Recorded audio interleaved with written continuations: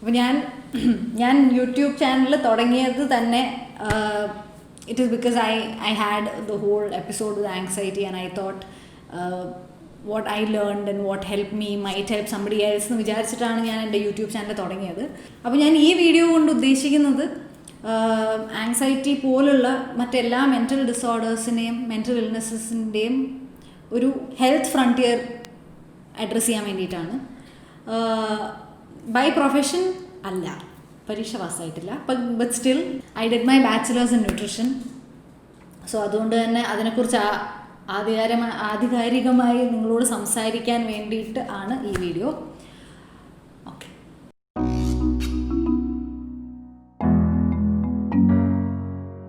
അപ്പോൾ ഞാൻ ഇന്ന്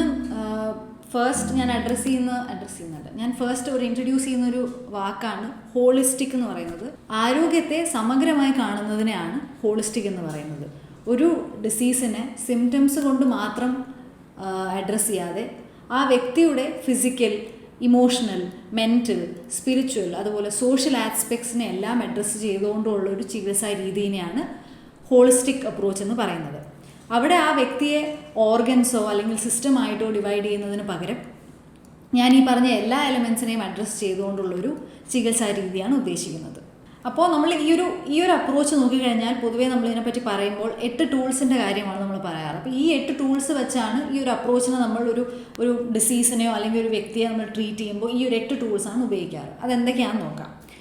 first one is nutrition and hydration. Nutrition എന്ന് പറയുമ്പോൾ നമ്മൾ കഴിക്കുന്ന ഭക്ഷണത്തിലൂടെ കിട്ടുന്ന പോഷകം.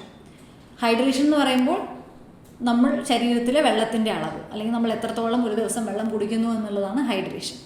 രണ്ടാമത്തത് സ്ലീപ്പ്, റെസ്റ്റ് ആൻഡ് റിലാക്സേഷനാണ്. നമുക്ക് എല്ലാവർക്കും അറിയാം ഉറക്കത്തിൻ്റെ ഇമ്പോർട്ടൻസ്. ഒരു quality 7 to 8 hours of sleep is extremely necessary for our cells to repair, regenerate. Generally നോക്കിക്കഴിഞ്ഞാൽ if somebody is extremely deprived of sleep, that affects their overall mood, it affects their cognitive function, it affects their efficiency. അപ്പോൾ അത് നമുക്ക് എല്ലാവർക്കും അറിയാവുന്നൊരു കാര്യമാണ് how important sleep is. മൂന്നാമത്തെ കാര്യം is relationships and networks. പലപ്പോഴും നമ്മൾ ഹെൽത്തിനെ കുറിച്ച് പറയുമ്പോൾ പല ആൾക്കാരും മനസ്സിലാക്കാത്ത ഒരു ആസ്പെക്റ്റാണ് ഹെൽത്തിനെ ഒരുപാട് എഫക്റ്റ് ചെയ്യുന്ന കാര്യമാണ് നമ്മൾ ചുറ്റുമുള്ള റിലേഷൻഷിപ്സും നെറ്റ്വർക്കും കമ്മ്യൂണിറ്റിയും ഒക്കെ.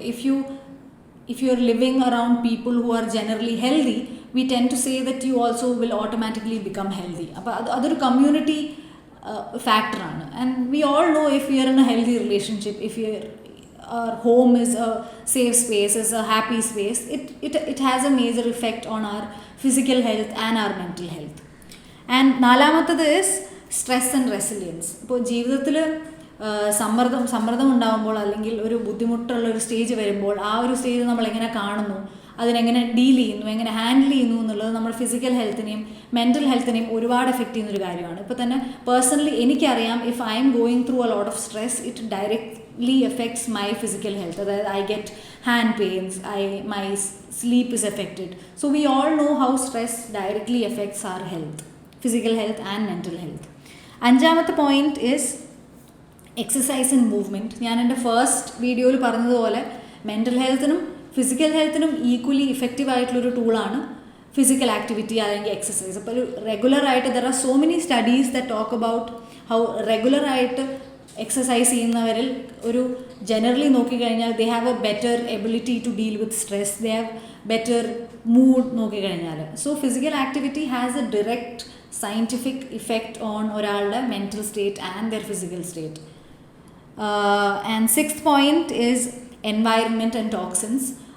It's pretty obvious, like if you're living in a place that has a lot of toxins, like a factory under, there is a lot of mercury content in the atmosphere, then it obviously have a major effect on your metabolism, your body, your mood, it causes a lot of mental confusion.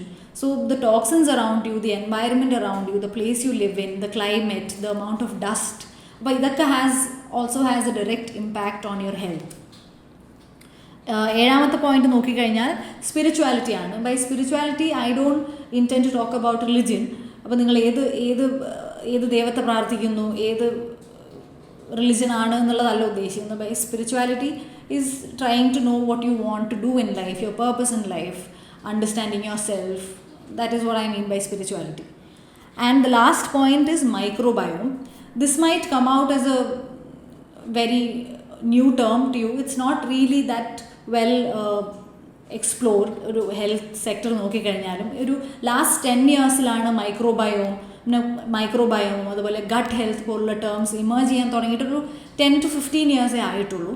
അപ്പോൾ ഈ ഒരു 8 ടൂൾസാണ് നമ്മൾ generally holistic അപ്രോച്ചിൽ ട്രീറ്റ്മെൻറ്റിനെ കുറിച്ച് പറയുമ്പോൾ mention ചെയ്യേണ്ട കാര്യങ്ങൾ. ഇനി എങ്ങനെയാണ് ഫുഡും മെൻ്റൽ ഹെൽത്തും കണക്റ്റഡ് എന്ന് നമുക്ക് നോക്കാം. ഇപ്പോൾ തന്നെ generally studies say that a well-nourished body and brain is better capable of dealing with diseases. അപ്പോൾ ഇപ്പോൾ തന്നെ കൊറോണയുടെ കാര്യം സംസാരിക്കുമ്പോൾ തന്നെ if a person has a good immunity, a good reservoir ഉണ്ടെങ്കിൽ it might not affect that person that bad. അപ്പോൾ അത് അങ്ങനെ പറയുന്നത് പോലെ തന്നെ ഇൻഫെക്ഷസ് ഡിസീസിന് പറയുന്നത് പോലെ തന്നെയാണ് മെൻ്റൽ ഹെൽത്തും. If that person's brain, their emotional wellbeing ഒക്കെ ഇഫ് ഇറ്റ്സ് ടോപ്പ് നോച്ച്, അല്ലെങ്കിൽ if it is well nourished, it will affect their ability to deal with stress, it will affect their ability to be resilient, and that affects their mental health. നമ്മൾ കഴിക്കുന്ന ഭക്ഷണം നമ്മുടെ വിശപ്പ് മാറാൻ മാത്രമല്ല അതുകൊണ്ടുള്ള ഉദ്ദേശം. The food that we eat is information, അതായത് it can alter our gene expression. അതുകൊണ്ട് നമ്മൾ കഴിക്കുന്ന ഫുഡിൽ നിന്നാണ് നമ്മുടെ ശരീരത്തിലെ ന്യൂറോ ട്രാൻസ്മിറ്റേഴ്സ്, അതുപോലെ എൻസൈംസ്, അതുപോലെ മറ്റ് ഹോർമോൺസ്, ഇതിൻ്റെ എല്ലാം ക്വാളിറ്റി ഡിപ്പെൻഡ് ചെയ്യുന്നത് നമ്മൾ കഴിക്കുന്ന ഫുഡിൻ്റെ ക്വാളിറ്റിയാണ്. So the quality of the food that you take or the quality of the nutrients that you give your body, that will reflect on the quality of the cells. നിങ്ങളുടെ ശരീരം എത്രത്തോളം സ്ട്രെസ്സിന് resilient ആണ്, അല്ലെങ്കിൽ എത്രത്തോളം ഒരു ആൻസൈറ്റി അറ്റാക്ക് വന്നാൽ it can get back on track എന്നുള്ളതൊക്കെ it depends on the quality of the cell, and that depends on the quality of the food that you eat. ശരീരത്തിന് ആവശ്യമായ ന്യൂട്രിയൻസിനെ പറ്റി പറയുമ്പോൾ ആദ്യം പറയേണ്ടത് വിറ്റമിൻ B12 പറ്റിയാണ്. It's also called folate. അപ്പോൾ generally vitamin B12 deficient ആയിട്ടുള്ളവരിൽ നോക്കിക്കഴിഞ്ഞാൽ their chances of having a highly inflamed brain is high. അപ്പോൾ എന്താണ് ഈ ഇൻഫ്ലമേഷൻ എന്ന് മലയാളത്തിൽ ഡയറക്റ്റ്ലി കൺവേർട്ട് ചെയ്താൽ ഇറ്റ് മീൻസ് നീർക്കെട്ട്. പക്ഷെ അതല്ല ഇവിടെ ഉദ്ദേശിക്കുന്നത് ഒരു general state of being unhealthy, അതിനെയാണ് ഇൻഫ്ലമേഷൻ എന്ന് വിളിക്കുന്നത്. അപ്പോൾ വിറ്റമിൻ B12 ഡെഫിഷ്യൻ്റ് ആയവരിൽ ഇൻഫ്ലമേഷൻ കൂടാൻ വളരെ ഹൈ ചാൻസസ് ആണ്. And this inflammation leads to higher risk for depression and dementia. And there are also studies that show vitamin B12 കുറവായാൽ it also affects your mood എന്നുള്ളത്. There's another factor, ഈ antidepressants കഴിക്കുന്നവർ vitamin B12 deficient ആണെങ്കിൽ the chances of the medication responding to the body is also low. അപ്പോൾ ഇനി എന്തൊക്കെയാണ് vitamin B12 sources എന്ന് നോക്കാം. Some of the sources are green leafy vegetables like amaranth, palak, ചീര, പിന്നെ ബീട്രൂട്ട്, അതുപോലെ citrus fruits like orange, grape, lime, ഇതൊക്കെ. അതായത് ഒരു ചെറിയൊരു പുളി ഉള്ള ഫ്രൂട്ട്സിനെയാണ് സിട്രസ് ഫ്രൂട്ട്സ് എന്ന് വിളിക്കുന്നത്. പിന്നെ ലെഗ്യൂംസ് എന്ന് പറയുമ്പോൾ പയർ വർഗ്ഗങ്ങൾ, and broccoli. These are some of the sources of vitamin B12. So omega-3 is an essential fatty acid that we all need, and it has a great role to play in thinking and cognitive ability and a person's memory. അതിൻ്റെ sources എന്തൊക്കെയാണെന്ന് നോക്കിക്കഴിഞ്ഞാൽ ചെറിയ മീനുകൾ, അതുപോലെ nuts and സീഡ്സിൽ we all know cashew, almond, ബദാമാണ് almond, pista. അതുപോലെ seeds നോക്കിക്കഴിഞ്ഞാൽ ഇപ്പോൾ ഒരുപാട് പോപ്പുലർ ആവുന്ന സീഡ്സ് ആണ് ഫ്ലാക്സ് സീഡ്, അതുപോലെ sunflower seeds, pumpkin seeds, watermelon seeds. ഈ സീഡ്സ് എല്ലാം ഇപ്പോൾ സ്മൂതീസിലും അതുപോലെ സാലഡ്സിലും ഒക്കെ ആൾക്കാർ ഉപയോഗിക്കുന്നുണ്ട്. It's becoming very popular. പിന്നെ other sources are flax seed, ഞാൻ നേരത്തെ പറഞ്ഞു, and also a lot of seafood is also rich in omega-3, but ശ്രദ്ധിക്കേണ്ട ഒരു കാര്യം, സീഫുഡിൽ മെർക്കുറി ടോക്സിറ്റി കൂടാൻ ചാൻസ് ഉണ്ട്. So you have to make sure it does not have that. So മൂന്നാമത്തെ ന്യൂട്രിയൻ്റ് സിങ്ക്. നമ്മൾ കെമിസ്ട്രിയിലൊക്കെ പഠിച്ചിട്ടുണ്ട്, Zn2+ ആണ്. So zinc helps you control your body's response to stress. അപ്പോൾ ആ ഒരു ന്യൂട്രിയൻ ശരീരത്തിൽ കുറവായാൽ it obviously affects your body's ability to deal with stress, and which can lead to other problems like depression and things like that. Zinc in the sources നോക്കിക്കഴിഞ്ഞാൽ dark chocolate is an excellent source. അതുപോലെ seeds and nuts നേരത്തെ പറഞ്ഞ പോലെ, അതുപോലെ legumes, beans, oysters, whole grain. Usually whole grain എന്ന് പറയുമ്പോൾ ഉദ്ദേശിക്കുന്നത് തവിട് കളയാത്ത അരി അല്ലെങ്കിൽ തവിട് കളയാത്ത ഗ്രെയിൻ എന്നാണ്. അതായത് ഫോർ എക്സാമ്പിൾ ബ്രൗൺ റൈസ്. അപ്പോൾ that's a healthier substitute for white rice. Usually sprouting എന്ന് പറഞ്ഞിട്ടുള്ളൊരു പ്രോസസ്സ് ഉണ്ട്. ദാറ്റ്സ് വെയർ ഈ നട്ട്സിനെയൊക്കെ you leave it overnight soak ചെയ്ത് ഇറ്റ് സ്റ്റാർട്ട് സ്പ്രൗട്ടിങ്.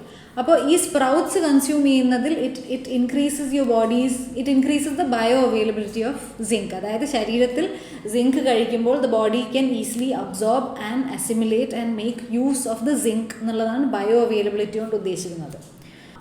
നാലാമത്തെ വളരെ ഇമ്പോർട്ടൻ്റ് ആയിട്ടുള്ളൊരു ന്യൂട്രിയൻറ്റ് അയൺ ആണ്. യൂഷ്വലി മെൻസ്ട്രുവേറ്റ് ചെയ്യുന്നവരിൽ അയൺ ഡെഫിഷ്യൻസി വരാൻ വളരെ കൂടുതലാണ്. അപ്പം നോക്കിക്കഴിഞ്ഞാൽ പീരിയഡ്സ് ആവുന്ന സമയത്ത് it tends to have an effect on your mood. That is because of your iron content in the body. So making sure, especially people who menstruate, making sure they don't have iron deficiency is extremely important, because iron is also closely linked to depression. Iron sources, we all know cheera. We all talk about how rich cheera is in iron. Another source is ragi.